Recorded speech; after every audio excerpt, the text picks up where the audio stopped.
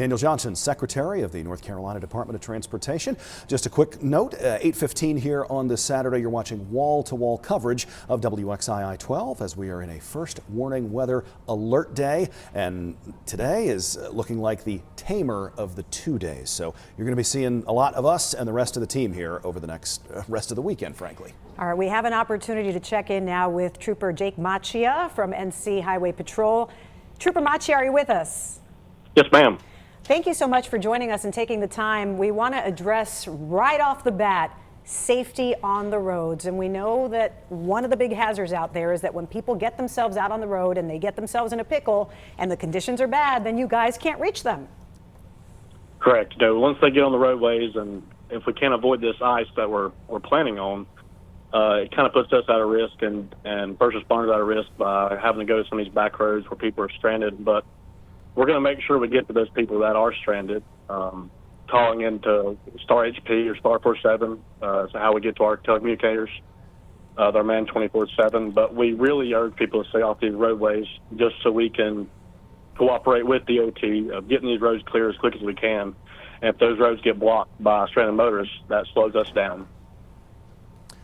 Trooper, I wanted to ask you a question about young drivers in particular. Thankfully, we do not see situations like the current setup all that often. In fact, it's been a number of years since we've had this kind of thing in the forecast. And frankly, a lot of people who currently have driver's licenses might not have had them the last time we had any kind of a significant snow or ice or sleet or combination event in North Carolina. If you would, could you address parents of young drivers, school-age children, teenagers, about what the next week to 10 days might look like, and if you would advise them to do anything different with their children?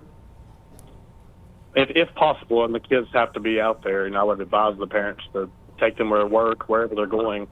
With these freezing temperatures being all week, those roads are going to continue to freeze, and we continue to see people losing control, and these inexperienced drivers, we don't want to see them get hurt or get in a situation they don't know what to do. But if they're out there on the roadway, we advise to go well below the speed limit, get to where you're going safely, plan ahead, let people know where you're going, what time you plan on being there, but really just plan ahead where you don't have to be on the roadway if all possible. Trooper Macchia, I want to ask you something that has to do with before the storm and after the storm. So a lot of times before storms like this and the days leading up to them, we see people get a little bit anxious on the road. They're driving a little bit more erratically because they're rushing to get things done. They're a little bit stressed about the storm that's coming their way. We saw it obviously with the long lines at the gas stations, people becoming a little impatient. So that's the before. But after the storm, sometimes people try to get on the road too quickly. They don't wait long enough. Speak to the patience that people should have if they're out there on the roads to avoid any potential problems with other drivers. We don't know what every individual is going through or what roads they've been on or haven't been on. And people need to be patient you don't know what those other people are going through, where they're going, if they've been on those roadways before, are they traveling through, are they not from the area?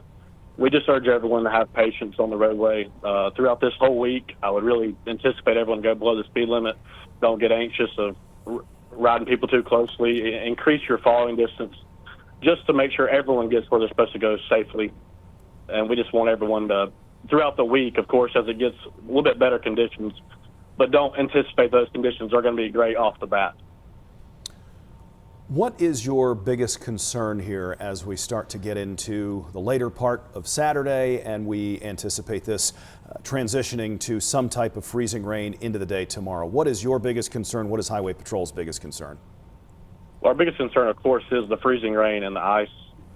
We can kind of anticipate snow and we can kind of manage snow, but once that turns into freezing rain or ice, it really changes the game of how we can do things, how we can be on the roadway. And we're just really hoping that, of course, the ice stays away, but it's not looking that way. So everyone needs to plan ahead. Have a 5-day plan. Plan on have enough food for 5 days. Have your phone charged for a long period of time. If you have to take off work because you can't get to work, communicate with work the best way you can.